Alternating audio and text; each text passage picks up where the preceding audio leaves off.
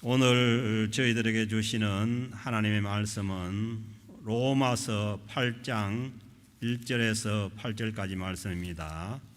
로마서 8장 1절에서 8절까지 말씀입니다.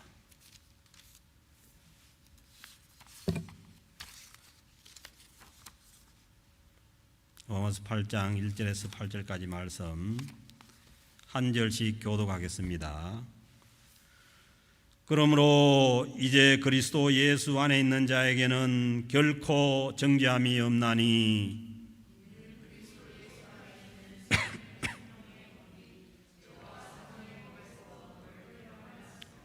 율법이 육신으로 말미암아 연약하여 할 수 없는 그것을 하나님은 하시나니 곧 죄로 말미암아 자기 아들을 죄 있는 육신의 모양으로 보내어 육신의 죄를 정하사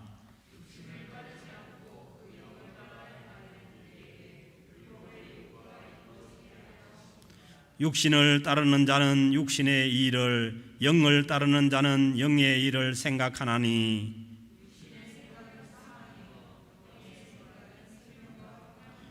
육신의 생각은 하나님과 원수가 되나니 이는 하나님의 법에 굴복하지 아니할 뿐 아니라 할 수도 없음이라.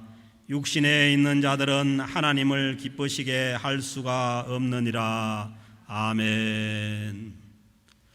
우리 하나님께서 예수 그리스도의 이 복음을 전가하기 위해서 사람들을 부르시는데 그 부르신 사람들의 하나님 앞에 아니면 사람들 앞에 완벽하거나 아니면은 완전한 자들을 불러서 복음 전거를 맡기신 것이 아닙니다.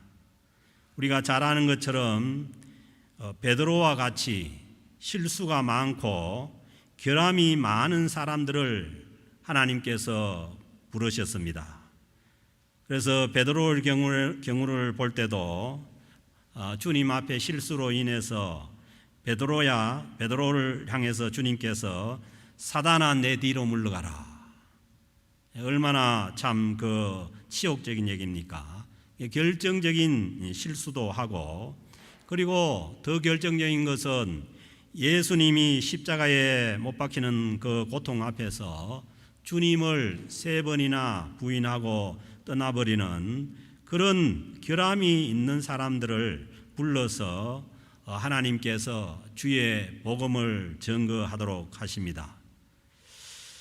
고린도전서 1장 27절부터 보면은 그러나 하나님께서 세상에 미련한 것들을 택하사 지혜 있는 자들을 부끄럽게 하려 하시고 세상에 약한 것들을 택하사 강한 것들을 부끄럽게 하려 하시며 하나님께서 세상에 천한 것들과 멸시받는 것들과 없는 것들을 택하사 있는 것들을 폐하려 하시나니 이는 아무 육체도 하나님 앞에서 자랑하지 못하게 하려 하심이라.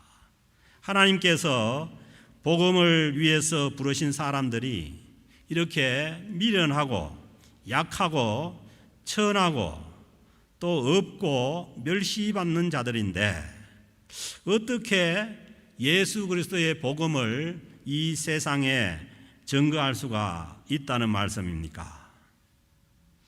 혹시 하나님께서 사람을 부르는 데 있어서 실수를 한 것이 아닙니까?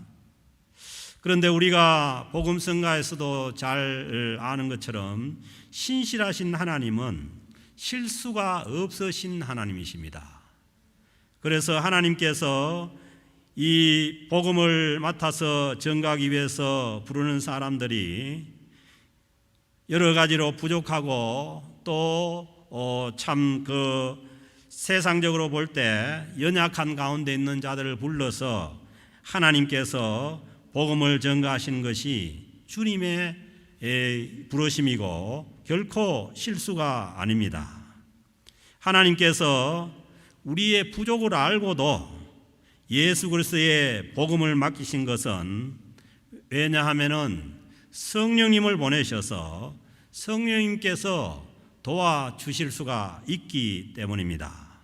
그러므로 우리가 복음을 전가하는 일에 있어서 또 우리가 신앙생활을 하는 데 있어서 우리의 약함 때문에, 우리의 연약함 때문에, 우리의 부족함 때문에 너무 염려하지 않아도 됩니다.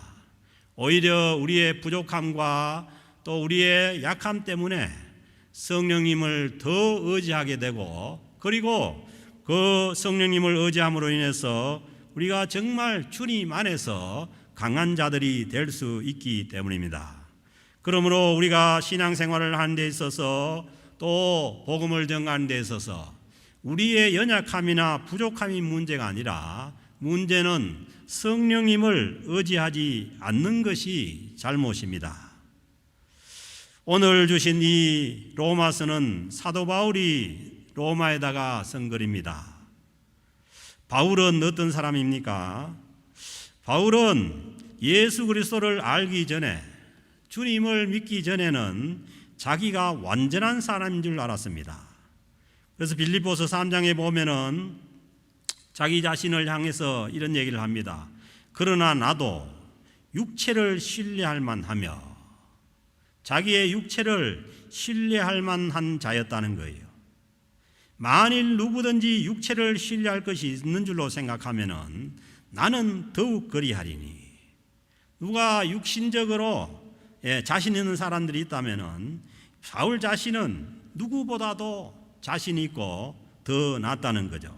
나는 더욱 그리하니 나는 8일 만에 할례를 받고 이스라엘 족속이요 베냐민 지파요 히브리인 중에 히브리인이요. 그러니까 율법적으로도 자기가 생각할 때는 완전하다는 겁니다. 8일 만에 할례도 받았고 이스라엘 족속 중에서 베냐민 지파고, 그리고 자기 자신을 향해서 히브리인 중에 히브리인이고, 그리고 율법으로 말할 것 같으면은 그 당시에 율법을 가장 잘 지키는 사람들인 바리새인이고, 그리고 또 열심으로 말하자면은 그 교회를 박해하고 율법의 의로는 흠이 없는 자라. 자기 자신을 향해서 스스로 자칭으로 평가할 때에 율법의 의로 흠이 없는 자라고 평가합니다. 사도 바울은 자칭 율법의 의로 흠이 없는 의인이라고 할 정도로 예수님을 알기 전에는 자신이 완벽한 사람이었습니다. 그런데 이 자기의 잘난 것과 이 율법에 의해서 나오는 그 열심을 가지고 바울은 그때 당시에 교회를 핍박하고 예수 믿는 사람을 잡아 가두었습니다. 그러니까 우리의 이 육적으로 잘난 모든 것들이 잘못하면은 다른 사람들을 정죄하고 다른 사람들을 핍박하는 그런 요소가 될 수가 있습니다. 그래서 하나님께서 주의 복음을 맡길 때에 약한 자들을 불러서, 부족한 자들을 불러서 성령님을 의지할 수 있도록 그렇게 복음을 맡기는 것입니다. 그런데 바울이 다메섹 도상에서 예수님을 만나고 보니까 오늘 이 8장 전에 있는 로마서 7장 23절 24절에서 보면은 내 지체 속에서 한 다른 법이 내 마음의 법과 싸워 내 지체 속에 있는 죄의 법으로 나를 사로잡아 오는 것을 보는도다. 주님을 알기 전에는, 주님을 만나기 전에는 그렇게 육신적으로 흠이 없고 율법적으로 흠이 없다고 생각했는데, 그런데 주님을 만나고 보니까 이제 뭐냐 하면은 이 사도 바울의 어떤 그 양심이 회복이 된 거죠. 그래서 이 우리가 양심이 망가져 있으면은 우리 자신들을 봐도 바로 볼 수가 없습니다.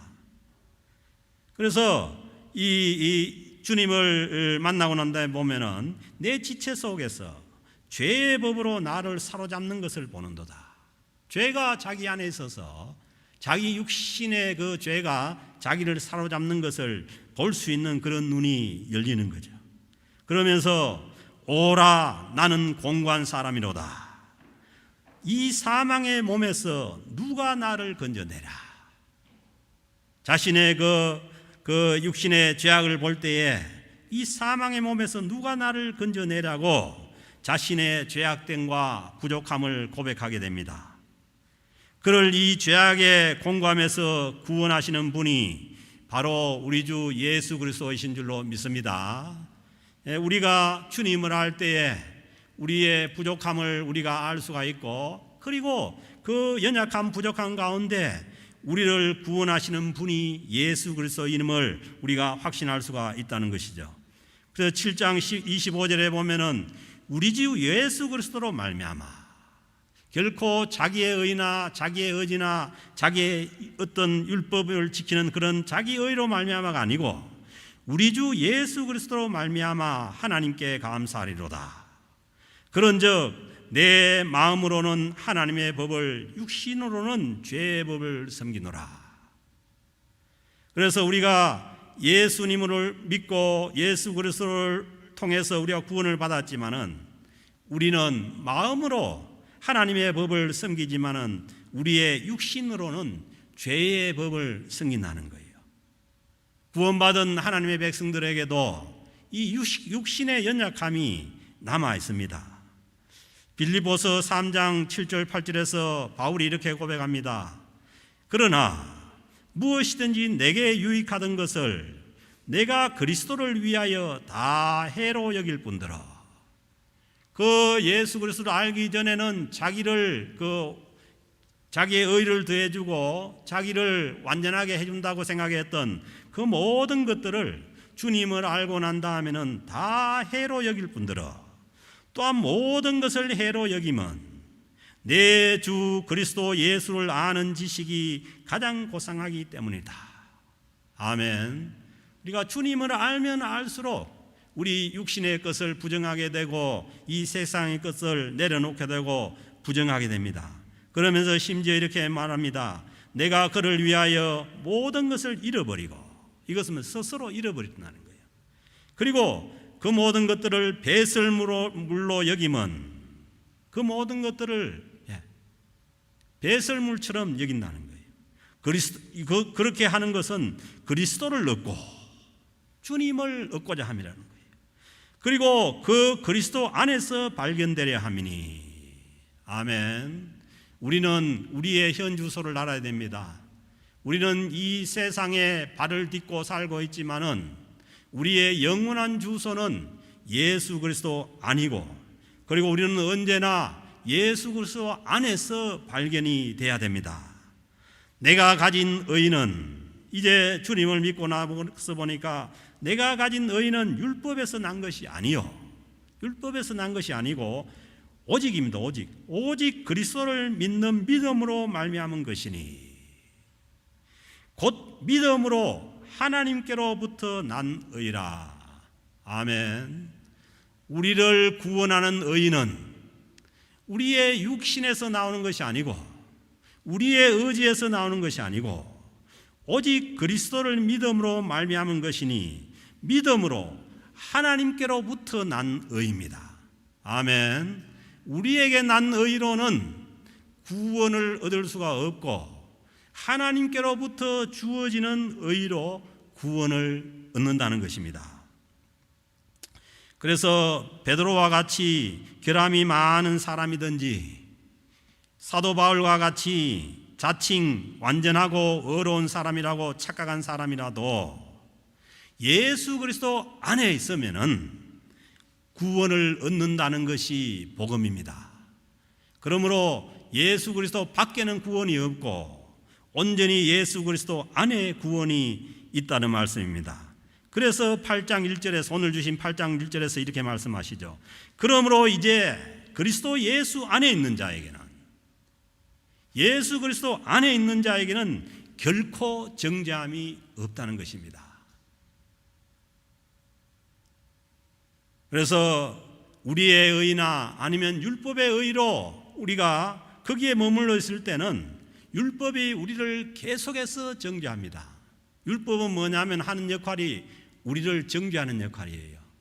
왜냐하면은 인간의 양심이 타락해서 자기가 죄를 지으면서도 무슨 죄를 짓고 있는지 알지 못하는 것이 지금 우리가 가지고 있는 우리의 양심이에요. 그래서 우리가 세상 가운데도 보면은 그 양심이 다 달라요. 분명히 죄인데도 불구하고 양심이 망가져 있으면 죄가 아니라는 거예요. 그래서 그 망가진 양심이 죄를 구분할 수 없기 때문에 하나님께서 구약에서 율법을 주셔서 그 율법을 통해서 우리가 무엇을 잘못하고 있는지를 알게 하는 것이, 그것이 뭐냐면 율법의 역할입니다. 그래서요, 구약의 율법을 깊이 공부하지 않으면은 우리가 하나님 앞에서 무슨 죄를 지었고 있는지를 알 수가 없어요. 그래서 그 율법이 우리의 죄를 정죄해서 우리가 사도 바울이 고백하는 것처럼 오라, 내가 이 사망의 몸에서 누가 나를 건져내겠냐, 이렇게 만드는 거죠. 우리를 건져낼 수 있는 분은 오직 예수 그리스도 뿐입니다. 그래서 그 예수 그리스도를 믿고 죄 사함을 얻고 있는 자들이 예수 그리스도 안에 있는 자들입니다. 회개하고 우리가 그 율법의 정죄를 받는다면은 회개하고 예수님을 주님으로 믿고 죄 사함을 확신하고 다시 주님 안에 우리가 발견돼야 되는 것입니다. 예수 그리스도 안에 있는 자들은 예수 그리스도의 그 십자가로 죄 사함을 받았기 때문에 확실히 우리가 죄 사함을 확신하면은 더 이상 정죄함이 없습니다. 우리가 신앙생활하는 가운데도 자꾸 우리 마음속에 정죄가 있다면은 우리는 회개하고 주님 안으로 가야 됩니다. 주님 십자가에서 우리의 모든 죄를 해결하고 죄 사함을 받고 주님 안으로 가야만 정죄함이 없습니다. 그래서 8장 1절에서 이제 그리스도 예수 안에 있는 자는 결코 정죄함이 없다는 거예요. 이것을 3절에서 더 구체적으로 설명합니다. 율법이 육신으로 말미암아 연약하여 할 수도 없는 그것을 누가 하시느냐 하면은 하나님은 하시나니, 그 율법이 우리의 양심에 대고 이 정죄하는 그 정죄를 율법이 해결할 수가 없습니다. 율법은 죄를 지적하지는 하지만은 우리의 죄를 해결할 수가 없는 거죠. 그런데 누가 해결하느냐 하면은 하나님께서 하신다는 거예요. 그러면서 그 하나님께서 하시는 일이 뭐냐? 곧 죄로 말미암아, 우리의 그 율법이 정죄하는 그 죄로 말미암아서 자기 아들을 죄 있는 육신의 모양으로 보내어서 우리의 죄를 대속하기 위해서 죄 있는 그 사람의 인간의 육신의 모양으로 우리를 보내서 육신의 죄를 정하사 우리 육신의 모든 죄를 주님께서 십자가에서 해결하신 줄로 믿습니다. 율법은 육신의 죄를 정죄하지만은 그러나 우리 주 예수 그리스도의 그 십자가의 보혈의 공로로 우리는 모든 것을 용서받을 수가 있습니다. 그래서 이것을 믿으면은 하나님께서 주시는 의가 우리에게 주어집니다. 그래서 그 예수 그리스도를 통한 그 의가 우리에게 넘어오는 거죠. 증가된다고 말씀합니다. 그래서 빌립보서 3장 9절에서 보면은 사도 바울이 이렇게 고백하는 거죠. 내가 가진 의는 율법에서 난 것이 아니요 오직 그리스도를 믿음으로 말미암은 것이니 곧 믿음으로 하나님께로부터 났느니라. 우리가 예수 그리스도를 믿음으로 어디에서 주어진 의냐? 하나님께로부터 주어진 의입니다.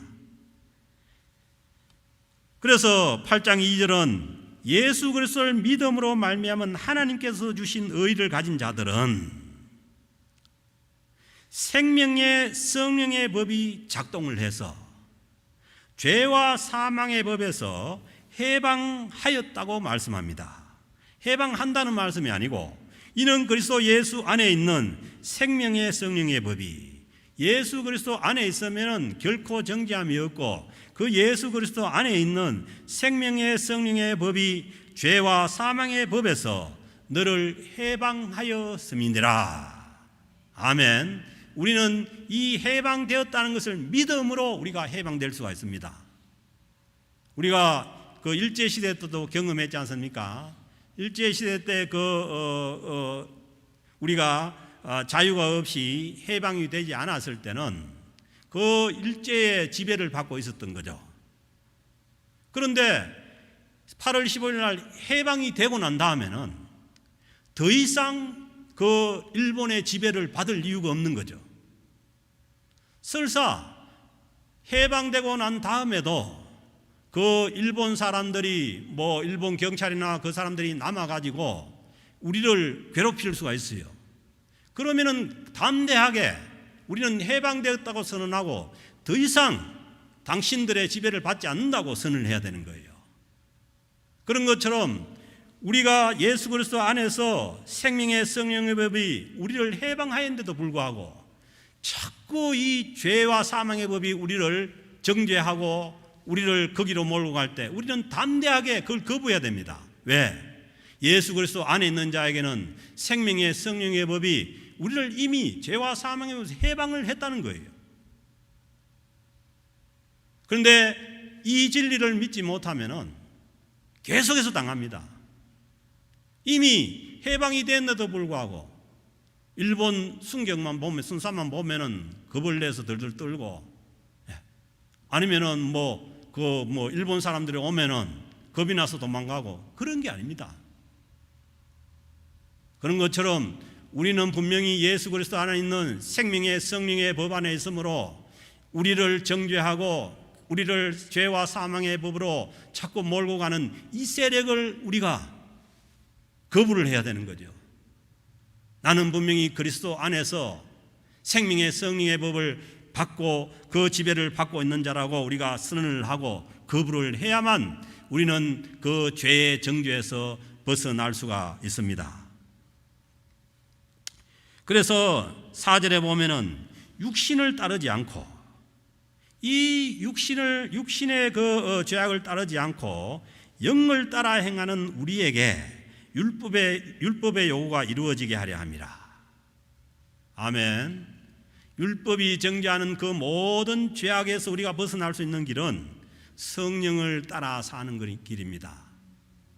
이미 우리를 생명의 성령의 그 법 안에 있게 하셨으므로 그 법을 따라갈 때야 우리가 율법의 모든 요구를 이룰 수가 있습니다. 우리를 정죄하는 그 율법의 요구는 우리가 성령님을, 생명의 성령의 법을 따라 살면은 이제는 더 이상 우리를 정죄하지 못합니다. 그런데 문제는 우리가 어떻게 성령을 따라서 살 수가 있는가예요. 5절 계속되는 5절 말씀 보면은 육신을 따르는 자는 육신의 일을, 영을 따르는 자는 영의 일을 생각하나니. 그러니까 성령님을 따라 사는 데 있어서 중요한 것이 뭐냐 하면은 우리의 생각이에요.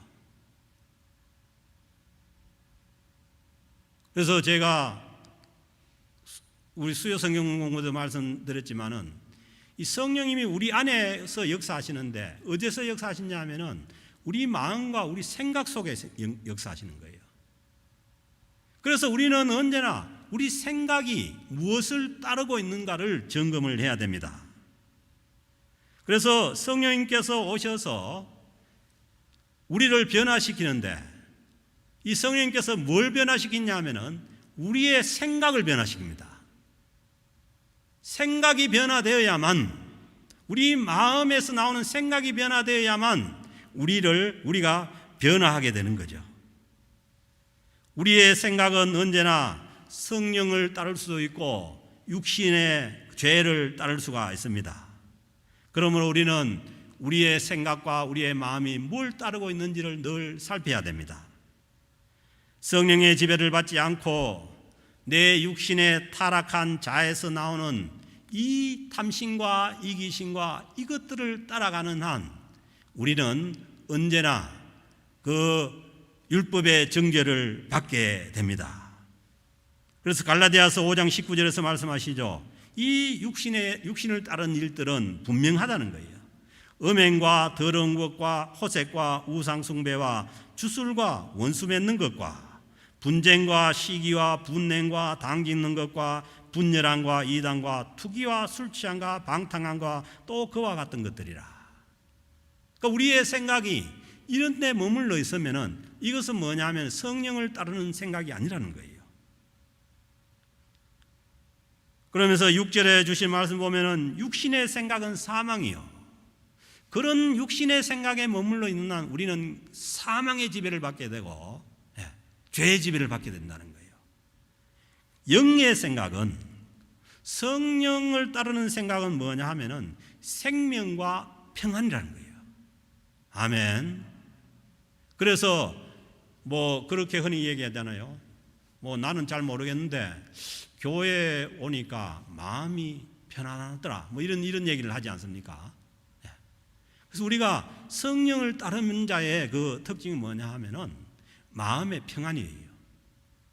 그래서요, 우리가 어떻게 분별할 수 있냐 하면은 뭐 어떤 일이 있는데 이게 자꾸 내 마음을 격동케 하고 내 마음을 막 어지럽게 하면은 그 성령의 생각이 아닙니다.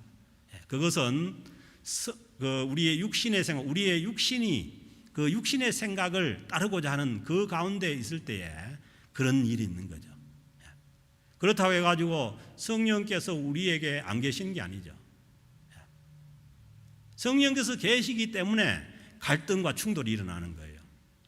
세상 사람들은 육신의 일을 하면서도 양심이 망가졌기 때문에 아무런 개의치 않고 그렇게 살아갈 수가 있어요.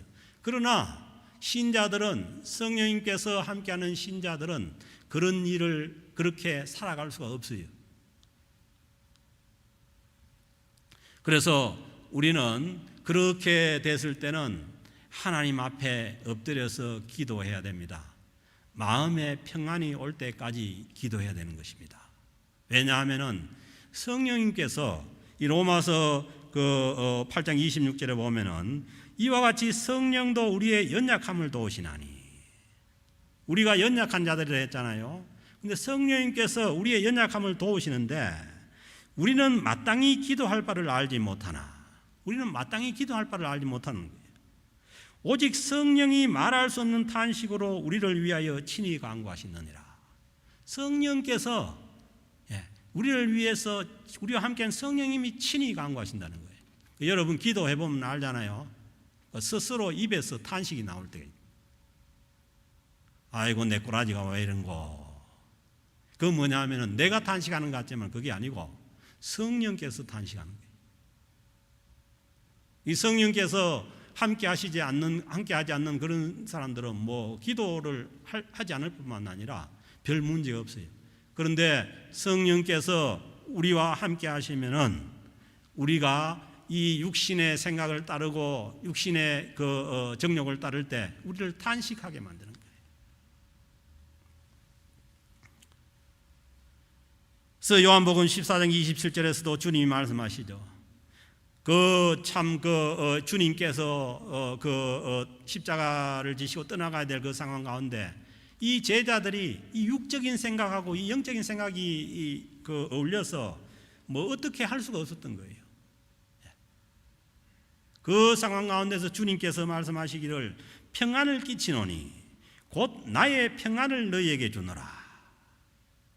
그 육적으로 자기 자신들이 믿고 4년 반 동안 따라다녔던 그 예수님이 이제 자신들 앞에서 사라져서 십자가를 지시고 힘없이 가신다고 생각을 하니까 이 육신적인 생각으로 말할 수가 없는 그런 혼란에 쌓인 거죠. 그러나 주님께서는 그런 상황 가운데서 주님께서 주시는 것은 평안을 주신다는 거예요.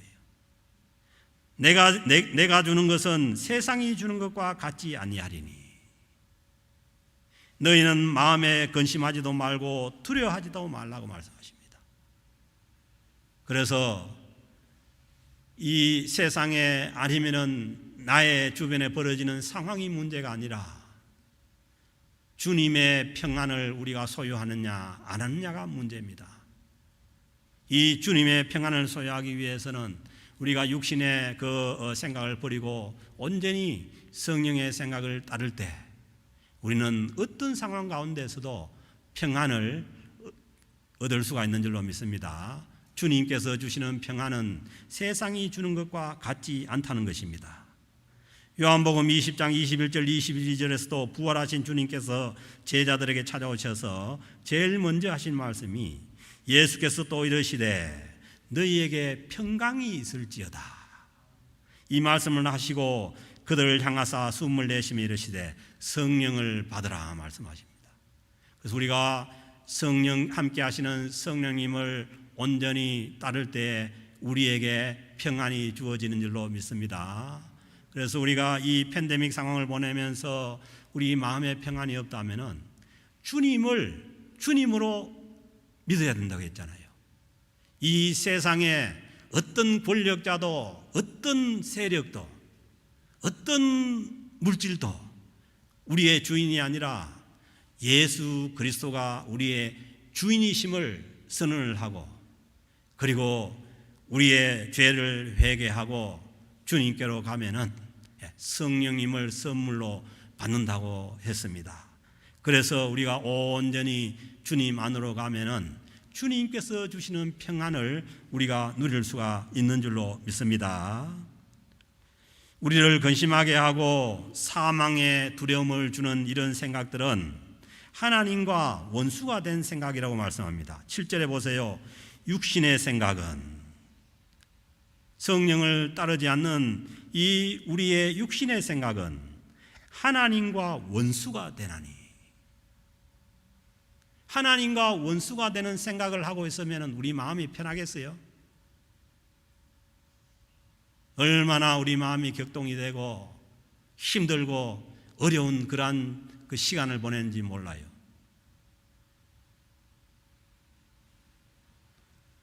육신의 생각은 하나님과 원수가 된다는 거예요. 그래서 우리가 죄를 짓고 죄된 생각을 하고 육신을 따라가면은 하나님과 자꾸 다 미쳐지는 거예요. 멀어지는 거예요. 왜? 하나님과 원수가 되는 생각을 하고 있으니까. 이는 하나님의 법에 굴복하지 않을 뿐 아니라 할 수도 없습니다. 그 육신의 그 생각을 따르면은 이 하나님의 법인 이 성령의 생명의 법에 우리가 굴복할 수가 없다는 거예요. 순종할 수가 없다는 거예요. 하나를 포기해야 되는 거예요. 그 두 개를 같이 가지고 있는 한 언제나 우리는 이 갈등과 격동 속에 있게 됩니다.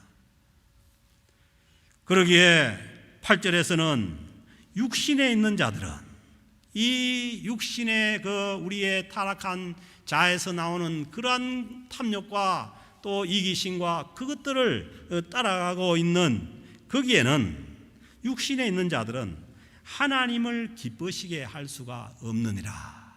아멘. 제가 그런 고백을 했지 않습니까?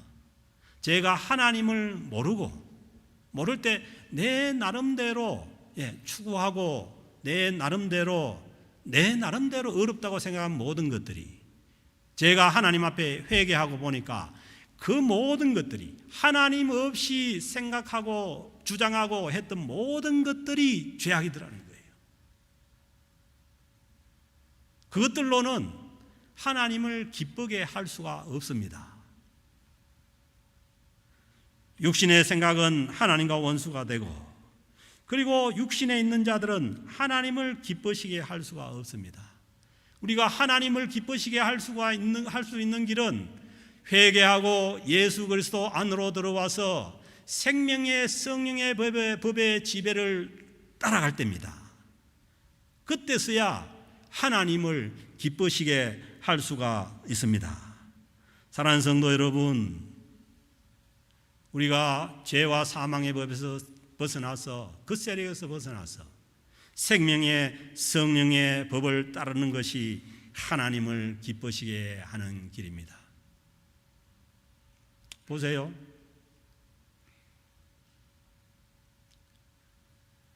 주님의 그 성령이 역사하는 곳에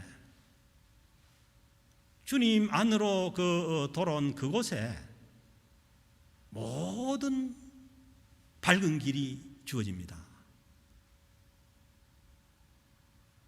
보세요. 우리나라 역사도 그렇지 않습니까? 어둠 속에 있었을 때에 선교사님들이 와서 학교를 세우고 그리고 병원을 세우고 그리고 복음을 전파할 때 모든 것이 밝아지기 시작합니다. 여러분 아프리카 아니면은 저기 아랍 지역에 이런 데 보세요. 복음이 없는 곳에 여자들의 형편을 보세요. 복음이 없는 곳에 옛날에 우리 그 구한말 조선시대 그 여성들의 형편이 어땠습니까? 복음이 전해지고 성령님이 역사하기 시작하니까 모든 것이 밝아지는 거죠. 이 생명의 성령의 법의 역사입니다. 생명의 성령의 법이 역사하는 곳에는 모든 것이 빛으로 나가게 돼 있고 모든 것이 밝음으로 나갈 수가 있는 것입니다. 보세요. 기독교의 복음이 들어간 곳에 문명이 퇴치됩니다. 문명률이 복음이 없는 곳에는 아직도 아랍 지역이나 아프가니스탄 이런 데는 여성들은 교육의 혜택이 없어요.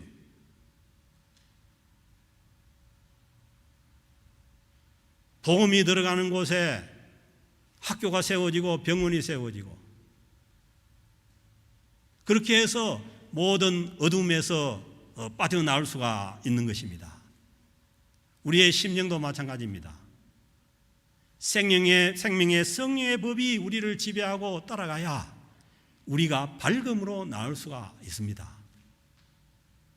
아니면은 이 세상의 이 육신이 주는 이 어두운 가운데서 우리가 헤맬 뿐입니다. 구약 에스겔서 36장 26절 27절에서 말씀하시죠. 새 영을 너희 속에 두고. 이제 신약에서는 구약에서는 성령께서 특정한 그런 경우에 그렇게 찾아오셨지만은 이 신약에서는 새 영을 어디에 두느냐? 우리 속에 둔다는 겁니다. 그 우리 속에 어디냐면은 우리 마음이고 마음에서 나오는 생각입니다. 거기에 성령님께서 역사하시는 거죠. 보세요. 그 다음에 이어지면 새 마음을 너희에게 주되. 성령께서 뭘 주시느냐? 새로운 마음을 주신다는 거예요. 성령님을 생명의 성령을 따를 수 있는 새 마음을 주되. 보세요. 육신에서 굳은 마음을 제거하고 성령께서 하시는 일은 육신을 따르는 그 굳은 마음을 제거하는 거예요. 그리고 부드러운 마음을 줄 것이며 또 내 영을 너희 속에 두어. 내 성령님을 우리 안에 두어서 내 율례를 행하게 하리니 너희가 내 규례를 지켜 행할지라. 새 영이 오지 않는 성령께서 역사하지 않는 그런 우리의 마음과 의지로는 주님의 말씀에 순종할 수도 없고 따라갈 수도 없습니다. 온전히 성령께서 우리의 생각을 지배하고 우리가 그 성령님의 그 생각을 따를 때라야 우리는 주님의 말씀을 행해 갈 수가 있는 줄로 믿습니다. 그러므로 우리가 예수를 믿는 것도 성령의 역사고 우리가 예수를 믿고 난 다음에 주님의 백성으로 성화되어 가는 것도 온전히 성령님의 역사입니다. 그러므로 신앙생활은 내 힘으로 되는 게 없습니다. 주님을 떠나서 내 힘으로 하고 있었다면 그것은 율법의 정죄를 받는 그러한 가운데 거하는 겁니다. 그래서 우리는 온전히 내가 예수를 믿는 것도 그리고 예수를 믿고 하나님의 백성으로서 성화되어 가는 것도 온전히 성령님의 역사입니다. 그러므로 우리는 언제 어디서나 성령님을 의지하고 성령님을 따를 때라야 우리는 하나님과 원수가 되지 않고 하나님을 기쁘게 하는 참된 성도로 성화되어 갈 줄로 믿습니다. 사랑하는 성도 여러분, 지금 우리는 이 바이러스로 인해서 팬데믹 상황 가운데 머물고 있는데 지금이야말로 우리는 성령님을 따를 수 있는 우리의 모든 복잡한 것들을 가지쳐버리고 온전히 성령님께 집중해서 그 성령님을 따름으로 인해서 우리가 하나님을 기쁘시게 할 수 있는 절호의 찬스입니다. 사랑하는 성도 여러분, 우리가 이 시기를 세월을 낭비하지 말고 온전히 성령님께 우리가 집중을 하고 성령님의 생각을 따름으로 인해서 온전히 하나님을 기쁘시게 하는 그 기간들이 될 수 있기를 주님의 이름으로 축복합니다.